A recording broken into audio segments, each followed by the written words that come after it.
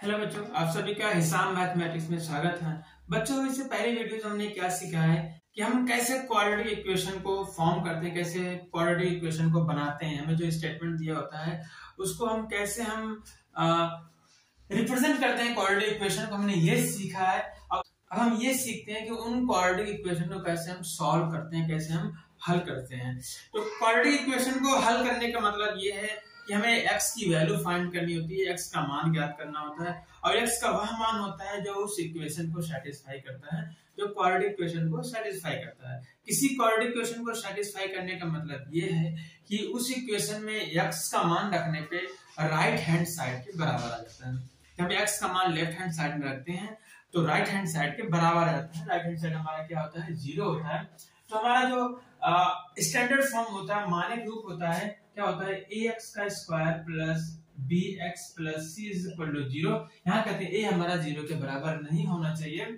यहाँ अगर हम कहें कि x का वह मान, इसमें इसका सॉल्यूशन का मतलब ये होगा कि x की वह वैल्यू होगी जो इन इक्वेशन में लेफ्ट हैंड साइड में रख दे तो राइट हैंड साइड क्या हो जाए, 0 के बराबर हो जाए। तो कहेंगे ये जो x का मान है इस समीकरण का हल है, या फिर इसको हम ऐसे भी कह सकते हैं कि ये समीकरण की क्या है, एक मूल है या फिर एक रूट है। Root of the quadratic equation या फिर किसी द्विघात समीकरण के मूल क्या होते हैं, x के मान होते हैं, x के वह मान होते हैं जो इन इक्वेशन को सेटिस्फाई करता है। तो एक हम एग्जांपल लेके समझते हैं कि हमारा हल क्या होता है, कैसे ये x का मान जो है इक्वेशन को सेटिस्फाई करता है। हमारा मान लेते हैं 2x का square minus 3x plus 1 equal to 0।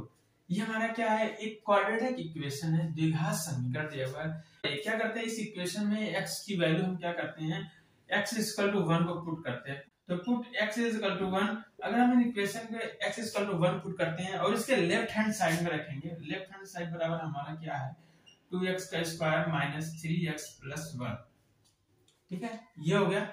अब लेफ्ट हैंड साइड में रखेंगे हम x की वैल्यू 1 रखेंगे, 2 इंटू 1 का स्क्वायर माइनस 3 इंटू 1 प्लस 1, ये हो जाएगा। 1 का स्क्वायर 1 होता है, 2 का मल्टीप्लाई करेंगे 2 आ जाएगा, माइनस 3 प्लस 1।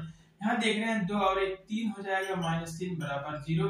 मीन्स ये किसके बराबर आ गया, राइट हैंड साइड के इक्वल आ गया है। इसका मतलब ये है x की वैल्यू जो बराबर 1 जो है इस इक्वेशन को सेटिस्फाई कर रहा है। इसका मतलब x बराबर 1 जो है इस समीकरण का क्या है, हल है। x इक्वल टू 1 जो है ये solution of this quadratic equation का है। मतलब ये कहेंगे 1 जो है इस इक्वेशन का एक रूट है, एक मूल है। तो x का जो ये मान होता है इसको हम बोलते हैं समीकरण के मूल या फिर क्वाड्रेटिक इक्वेशन के क्या रूट होते हैं। तो x बराबर 1 हमारा क्या है, इक्वेशन के रूट हो जाएंगे। तो इस तरीके से हमारा हल हो जाता है। ये सॉल्यूशन हमारा क्या होगा, x बराबर 1 इस इक्वेशन का सॉल्यूशन है। अब यही सॉल्यूशन हमें क्या करना है, फाइंड करना है। कैसे फाइंड करेंगे, यहाँ पे हमें दो मेथड पढ़ना है। एक हमारा मेथड होता है solution of a quadratic equation by factorisation method. एक हमारा कौन सा मेथड है, फैक्टराइजेशन मेथड का यूज करके हम इक्वेशन का सॉल्यूशन फाइंड करेंगे, क्वाड्रेटिक इक्वेशन का सॉल्यूशन फाइंड करेंगे, मतलब उनके रूट फाइंड करेंगे, उनका मूल ज्ञात करेंगे फैक्टराइजेशन मेथड से। हिंदी में बात करें तो गुणनखंडों द्वारा हम क्या करेंगे, गुणनखंडों द्वारा हम समीकरण के जो द्विघात समीकरण उनके मूल ज्ञात करेंगे, उसका हल ज्ञात करते हैं। तो एक एग्जांपल लेके हम समझते हैं कि कैसे हम फैक्टराइजेशन मेथड या फिर गुणनखंडों के द्वारा हम किसी समीकरण के रूट या फिर उनका सॉल्यूशन या फिर उनका मूल कैसे ज्ञात करते हैं। देखते हैं एक एग्जांपल लेके। तो बच्चों हमारा एक एग्जांपल है, इस एग्जांपल है हमारा क्वाड्रेटिक इक्वेशन, इसको हमें सॉल्व करना है या फिर ये भी कह सकते हैं इनके रूट फाइंड करने हैं या फिर इनका मूल ज्ञात करना है, इनको हल करना है। तो हमें किस मेथड से सॉल्व करना है, फैक्टराइजेशन मेथड से या फिर गुणनखंडों द्वारा सॉल्व करना है। तो इसमें करने के लिए सबसे पहले स्टेप क्या करते हैं, जो x स्क्वायर का गुणांक होता है, इसका जो कोफिशिएंट है 2 है, इस 2 का मल्टीप्लाई करते हैं इस कांस्टेंट टर्म में। इस 2 का कांस्टेंट टर्म हमारा कितना है, माइनस 300 है, माइनस 300 है। तो माइनस 300 202 में गुणा करेंगे तो आ जाएगा माइनस 600, ये आ जाएगा माइनस 600। ठीक है, ये हमारा हो गया। पहला स्टेप क्या है कि जो x स्क्वायर का कोफिशिएंट है, जो इसका गुणांक है, उसको क्या करते हैं, अचर पद में गुणा कर देते हैं। 3 दूनी 600 माइनस 600 हो गया। फिर इसके बाद यहाँ पे अगला स्टेप क्या होता है, ये गुणा करने के बाद आना चाहिए हमारा। ठीक है, फिर हमारा जो इसमें क्या करते हैं, जो हमारा मिडिल टर्म होता है, इसमें 3 टर्म है, x की स्क्वायर वाला टर्म है, फिर x की पावर 1 वाला, फिर x की पावर 0 वाला जो कांस्टेंट टर्म होता है। अब इसमें हमारा मिडिल टर्म क्या है, x है। तो x को क्या करते हैं, हम स्प्लिट करते हैं 2 टर्म में और ये दो टर्म में स्प्लिट इस तरीके से करेंगे कि उनको ऐड करें या फिर सब्ट्रैक्ट करें तो इसके कोफिशिएंट के बराबर आना चाहिए। इसका कोफिशिएंट कितना यहाँ पे 1 है, तो जोड़ने और घटाने पे क्या आना चाहिए, हमें 1 आना चाहिए। ऐसा कह सकते हैं जोड़ने पे क्या आना चाहिए हमारा, ये +1 आना चाहिए। साइन का भी ध्यान देना है, +1 आना चाहिए। x का कोफिशिएंट 1 को इस तरीके से हम क्या करेंगे, इस -600 को या फिर 1 को इस तरीके से हम स्प्लिट करते हैं कि कितना आना चाहिए, 1 आना चाहिए। ठीक है, अब क्या करेंगे, अब हमें यहाँ पे दो नंबर चाहिए, हमें दो ऐसे नंबर चाहिए जिनका मल्टीप्लाई करें तो -600 आए और उनको ऐड करें या फिर सब्ट्रैक्ट करें, कितना आना चाहिए, +1 आना चाहिए। ठीक, नंबर बड़ा है तो सबसे पहले क्या करेंगे, इसका हम फैक्टराइजेशन कर लेते हैं। तो ये हमारा 600 है, इसको हम क्या करेंगे, फैक्टराइजेशन कर लेंगे, थोड़ा सा आसानी हो जाएगी हमें दो नंबर को ढूंढने में, दो फैक्टर ढूंढने में। तो इसका करते हैं, पता है 2 से हो जाएगा, 2 3 6 0 0, फिर हो जाएगा 2 1 9 2 2 5 150 बढ़ जाएगा, फिर 2 से जाएगा 2 7 2 2 5 10 77 बार बढ़ जाएगा। इसके बाद 75 है तो पता है 3 7 5 12 300 हो जाएगा, 3 से देख लेते हैं, 3 दूनी 6 3 5 15 हो जाएगा। अब 3 से नहीं होगा, 5 होगा, 5 5 25 और 5 का 5। तो इस तरीके से हमारा अगर देखिए तो हमारा 600 का जो फैक्टराइजेशन आ गया, कितना आ गया फैक्टर करने पे 3 टाइम 2 आया है, ये 3 बार 2 आ गया है और फिर 1 बार 3 आया, 2 बार 5 आया है। ठीक है, अब इन्हीं नंबरों में से हमें क्या करना है, दो नंबर बनाने हैं। ठीक है, इन सब नंबर का यूज करना होगा हमें, ताकि तभी तो मल्टीप्लाई करने पे 600 आएगा। अब देखते हैं कौन सा नंबर ले सकते हैं। अगर 3 नंबर हम ले लेते हैं, कॉम्बिनेशन ले लेते हैं, मतलब ये है कि मान लेते हैं एक बार ये 3 नंबर ले लें और ये 3 नंबर ले लें, कितना हो जाएगा, इसका मल्टीप्लाई करेंगे 2 दूनी 4 दूनी 8, यहाँ पे 8 हो जाएगा। ठीक है, फिर 3 5 15 15 5 75 आ जाएगा। ठीक है, इनका गुणा करने के बाद तो 600 आ जाएगा। अगर माइनस लेके आना तो कोई एक नंबर माइनस कर देंगे तो 600 हो जाएगा। लेकिन इनको किसी भी तरीके से ऐड या सब्ट्रैक्ट करने पे 1 नहीं आने वाला, तो इसका मतलब हमारा ये हमारे टर्म नहीं हो सकते। अब कुछ और थोड़ा सोचते हैं, देखते हैं किस तरीके से होगा ये। अब क्या करते हैं, थोड़ा एक नंबर और बढ़ा ले, एक नंबर इसमें और बढ़ा लेते हैं। अब सब इधर से बढ़ा लो, 3 नंबर ले लो, इधर से ले क्या हो जाएगा, ये 2 दूनी 4 दूनी 8 3 24 हो जाएगा। ठीक है, 24, फिर ये 2 बचे, क्या हो जाएगा, 5 5 25 हो जाएगा।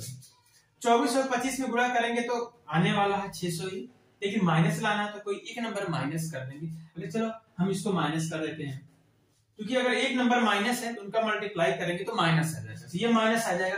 अब 24 - 5 करेंगे कितना आ जाएगा, जोड़ेंगे भी घटाएंगे तो -1 आ जाएगा। लेकिन लाना कितना है, 1 लेके आना। तो बस सिंपल से क्या करेंगे, किसी एक ही को माइनस करना है ना, तो हम इसको माइनस कर लेंगे, -24 कर लेते हैं। अगर -24 करेंगे तो पता है माइनस की, अगर हम -24 इंटू 25 करेंगे तो ये -600 आएगा। इन्हीं नंबरों से ये हमारा नंबर आया हुआ है। अब क्या है कि -24 यहाँ पे -24 और +25 करेंगे, ऐड करेंगे, -24 25 को क्या आ जाएगा, +1 आ जाएगा। तो ये कंडीशन हमारे सेटिस्फाई हो रही है। तो इसका मतलब ये है कि हमारे पास दो फैक्टर कौन कौन से होंगे, एक होगा हमारा 24 -24 और दूसरा नंबर होगा 25 +25। तो इस तरीके से हम चेक करके फैक्टराइज करके देख सकते हैं बड़े नंबर्स को कैसे फैक्टराइजेशन करेंगे। तो ये हमारा -600 था, ये 1 आ गया था। अब -24 और 25 को मल्टीप्लाई करेंगे तो हर हालत में -600 ही आएगा, क्योंकि 600 का फैक्टर करने के बाद ही हमारे ये सारे नंबर आए थे। अब क्या करेंगे, ये -24 ये +25 है, इनको ऐड करेंगे तो ये +1 आने वाला है। तो अब हमारा इसके बाद क्या स्टेप होगा, तो हमारा फैक्टराइजेशन होगा, हमें ये स्प्लिट करना होता है। पहले क्या है कि इस x को ही स्प्लिट करना होता है, तो हमारा इसकी x की जगह क्या रखेंगे, यहाँ पे x लगा देते हैं, इनके साथ में यहाँ पे लिख देते हैं। x के प्लेस पे क्या करेंगे, इनको लिख लेते हैं, ये -24x और ये +25x। अब अगर 25 में से -24 करेंगे तो +x बच जाएगा हमारा। अब जो टर्म है हमारे एज इट इज ऐसे लिख लेते हैं। हमारा पहला टर्म क्या था, 2x², हमने ये लिख दिया। फिर दूसरा -300 -300 0। अब क्या करेंगे, अब यहाँ पे कॉमन लेते हैं, तो हम पेयर बना लेते हैं। अब पेयर बाद देखते हैं कि इनमें से दोनों में क्या कॉमन है। दोनों में 2 कॉमन है, क्योंकि 2 यहाँ पे 24 है, 2 से डिवाइड करेंगे 12 आ जाएगा, 2 हमारा कॉमन होगा, 2 हो जाएगा। और दोनों तरफ x भी है, यहाँ पे x का पावर 2 है, यहाँ पे x पावर 1, यहाँ पे x कॉमन हो जाएगा। ब्रैकेट में यहाँ सिर्फ क्या बचेगा, सिर्फ x बचेगा, क्योंकि 2x का x मल्टीप्लाई करें 2x² हो जाएगा। फिर अब ये 2 से डिवाइड करेंगे 24 में, तो कितना आ जाएगा 12 आ जाएगा, और x तो हमारा बाहर आ चुका है, x माइनस 12 आ गया एक ब्रैकेट में। फिर यहाँ पे देखते हैं क्या कॉमन ले, प्लस 25 ले लेते हैं, प्लस 25 ले लेंगे तो यहाँ पे x बचेगा। 25 से जब हम 300 में डिवाइड करेंगे तो 25 से करना 25, क्या बचेगा 5 बचेगा, फिर 0 25 गुना 50, x माइनस 12। जब फैक्टराइजेशन मेथड का यूज करके हम इसको सॉल्व कर रहे हैं, तो यहाँ पे हमें ये देखना है क्या हमारा दोनों ब्रैकेट में सेम फैक्टर आ रहा है या फिर नहीं आ रहा। अगर दोनों में सेम फैक्टर आ रहा है, इसका मतलब ये हमारा सोल्यूशन सही जा रहा है। यहाँ पे देख रहे हैं कि दोनों ब्रैकेट में x माइनस 12 x माइनस 12 दोनों ब्रैकेट में क्या है, सेम फैक्टर है। तो क्या करेंगे, इसको हम कॉमन ले लेते हैं पहले। यहाँ पे x माइनस 12 दोनों में तुम्हारा सही चल रहा है। अगर x माइनस 12 को पूरे को अगर इससे हम क्या करें, कॉमन ले लेते हैं। अगर इसको हम हटा दे, सिर्फ क्या बचेगा हमारा 2x बचेगा, और यहाँ पर ये हटाने आ गया 25 बचेगा, इज इक्वल टू 0। तो x माइनस 12 और 2x प्लस 25 इसका लो जी, हमारा फैक्टराइजेशन हो गया है। मतलब ये है कि x minus 12 into 2x plus 25 इसका टू 0 है। इसका मतलब ये है या तो ये वाला पूरा टर्म 0 है या फिर ये पूरा टर्म 0 है। तो अगर ये टर्म 0 होगा तो क्या करेंगे, x माइनस 12 इसका टू 0 करेंगे, तो यहाँ से x इसका टू आ जाएगा 12। या फिर अगर हमारा ये वाला टर्म 0 है तो कहेंगे 2x प्लस 25 इसको टू 0, तो यहाँ से 2x बराबर आ जाएगा, जिसको पक्षांतर करेंगे ट्रांसफर करेंगे तो माइनस 25 हो जाएगा, यहाँ से x बराबर आ जाएगा माइनस 25/2। तो इस तरीके से हमारा x बराबर माइनस 25/2। तो इस तरीके से हमारा ये सोल्यूशन आ गया, x का मान आ गया। और ये x का मान क्या है, अगर इस इक्वेशन में रखेंगे लेफ्ट हैंड साइड में तो राइट हैंड साइड के बराबर आएगा, मतलब ये सेटिस्फाई करेगा। तो ये हमारा क्या है, ये हल होता है। तो इस समीकरण के हल क्या हो गए, x बराबर 12 और x बराबर माइनस 25/2 इस समीकरण के हल हो गए। या फिर हम ये कह सकते हैं कि 12 और माइनस 25/2 जो है इस क्वाड्रेटिक इक्वेशन के मूल है, या फिर इस क्वाड्रेटिक इक्वेशन के रूट है। तो इस तरीके से हम क्या कर सकते हैं, किसी भी क्वाड्रेटिक इक्वेशन को सॉल्व करते हैं by the using factorisation method. हम किसी भी क्वाड्रेटिक इक्वेशन में किसी भी द्विघात समीकरण को गुणनखंडों द्वारा हम हल कर सकते हैं। तो हम क्या करते हैं, अब इसके बाद हम नेक्स्ट लेक्चर में क्या करेंगे, इस कॉन्सेप्ट का यूज करके हमें एक्सरसाइज 4.2 को सॉल्व करना है। तो ये हम नेक्स्ट लेक्चर में करते हैं। आज बच्चा हमारा यहीं तक। Have a nice day, take care.